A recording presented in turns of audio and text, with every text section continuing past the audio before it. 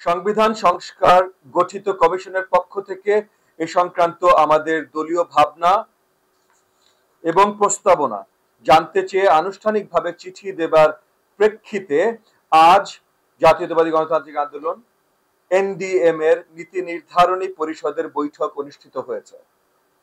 বৈঠকে সংবিধান সংস্কার সংক্রান্ত আমাদের দলীয় যেসব প্রস্তাবনা চূড়ান্ত হয়েছে তা জানাতে আয়োজিত আজকের এই মিডিয়া ব্রিফিং এ আপনাদের সকলকে স্বাগতম। প্রিয় বন্ধুগণ, 1972 সালের সংবিধান বাংলাদেশের নির্বাচিত কোনো সংসদ নয়, 1970-এর পাকিস্তানের সাধারণ নির্বাচনে নির্বাচিত প্রতিনিধিদের নিয়ে গঠিত গণপরিষদ কর্তৃক অনুমোদিত সংবিধান। এখানে মুজিববাদকে কায়েম করতে আওয়ামী লীগ তাদের দলীয় এজেন্ডা এবং রাজনৈতিক দুর্বিসন্ধির বহিঃপ্রকাশ ঘটিয়েছিল, যা গত 15.5 বছরে শেখ হাসিনার দানবীয় ফ্যাসিস্ট সরকার পূর্ণতা দিয়েছে। আমরা পরিবর্তিত সংবিধানে রাষ্ট্রের ক্ষমতা কাঠামোর মধ্যে ভারসাম্যপূর্ণ পরিবর্তন আনার প্রয়োজনীয় ধারা এবং বিধিমালা সংবিধানে সংযোজিত দেখতে চাই, যা মুক্তিযুদ্ধের 3টি মূলনীতিকে ধারণ করবে, 24-এর গণ অভ্যুত্থানের স্বপ্নকে বাস্তবায়িত করবে এবং ফ্যাসিবাদকে চিরতরের জন্য রুখে দেবে।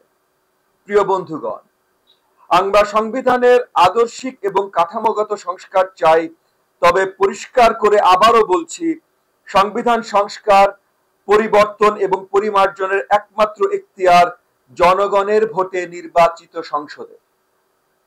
আওয়ামী লীগের বিনা ভোটের এমপিরা নিজেদের ক্ষমতা দীর্ঘায়িত করার জন্য ইচ্ছা মতো সংবিধান পরিবর্তন করেছিল। বর্তমান অন্তর্বর্তীকালীন সরকার সংবিধান সংস্কারের গঠিত কমিশনের প্রস্তাবনা আমাদের জন্য রেখে যাবেন এবং পরবর্তী নির্বাচিত সংসদে জনগণের মতামতের ভিত্তিতে সেটা বাস্তবায়ন করবে বলে আমরা বিশ্বাস করি। সংবিধানের 15 সংশোধনীর মাধ্যমে 7-এর ক অনুচ্ছেদ যুক্ত করে সংবিধানের 1/3 50টির বেশি অনুচ্ছেদকে সংশোধনের অযোগ্য ঘোষণা করা হয়, যা বর্তমান সংবিধানের মাধ্যমে ফ্যাসিবাদী শাসনকে দীর্ঘায়িত করার একটি অপকৌশল।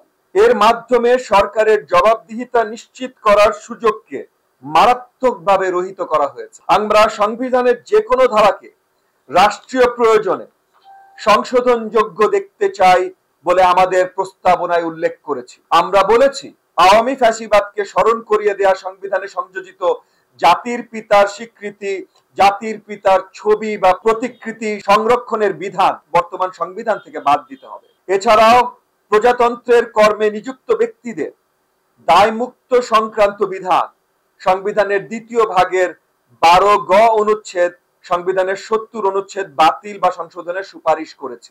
আমরা চাই সংবিধানের 55-র 2 অনুচ্ছেদ সংশোধন করে প্রধানমন্ত্রীর নির্বাহী ক্ষমতা নির্দিষ্ট করা হোক। সংবিধানের 2য় অধ্যায়ে বর্ণিত জাতীয়তাবাদের ব্যাখ্যা পরিবর্তন করে বাংলাদেশী জাতীয়তাবাদ অন্তর্ভুক্ত করার সুপারিশ আমাদের রয়েছে। বাধাহীনভাবে ভোটাধিকার প্রয়োগ, নিজ ধর্মের বাণী প্রচার, তথ্য প্রাপ্তির অধিকার এবং উচ্চশিক্ষার অধিকার কে মৌলিক মানবাধিকার হিসাবে সংবিধানে স্বীকৃত প্রদান করার কথা আমরা বলেছি। আমরা চাই জাতীয় মানবাধিকার কমিশনকে একটি সাংবিধানিক প্রতিষ্ঠান ঘোষণা করে এর ক্ষমতা বৃদ্ধি করতে হবে। এছাড়াও জনপ্রশাসন রাজনৈতিক প্রভাব মুক্ত হয়ে কাজ করছে কিনা সেটা যাচাইকরণ এবং এ সংক্রান্ত অভিযোগ নিষ্পত্তিকরণের উদ্দেশ্যে সাংবিধানিক প্রতিষ্ঠানের মর্যাদা সম্পন্ন একটি স্বতন্ত্র কমিশন গঠন করতে হবে। আমরা চাই আইনসভার কেউ উপজেলা প্রশাসনের কাজে সরাসরি সম্পৃক্ত হতে পারবেন না। সংবিধানে এমন বিধান সংযোজন করতে হবে। আদালতের নির্দেশনা আইনসভা কতটুকু বাধ্যতামূলকভাবে মেনে চলবে সেটা সংবিধানে সুস্পষ্ট হতে হবে এবং বিচার বিভাগের স্বাধীনতা নিশ্চিত করতে স্বতন্ত্র বিচার বিভাগ সচিবালয় প্রতিষ্ঠার বিধান সংবিধানে সংযোজন করতে হবে। এছাড়াও সংবিধানের 95 গ এর 2 ধারা সংশোধন করে প্রধান বিচারপতি এবং আপিল বিভাগের বিচারপতিদের যোগ্যতা নির্ধারণ করে দিতে হবে। নির্বাচনকালীন সময়ে আইনসভা ভেঙে দিয়ে অন্তর্বর্তীকালীন সরকার গঠন, দ্বিকক্ষ বিশিষ্ট আইনসভা এবং ইলেকটোরাল কলেজ বা নির্ধারিত নির্বাচক মণ্ডলী দ্বারা রাষ্ট্রপতির নির্বাচনের বিধান সংবিধানে সংযোজনের সুপারিশ আমরা রেখেছি।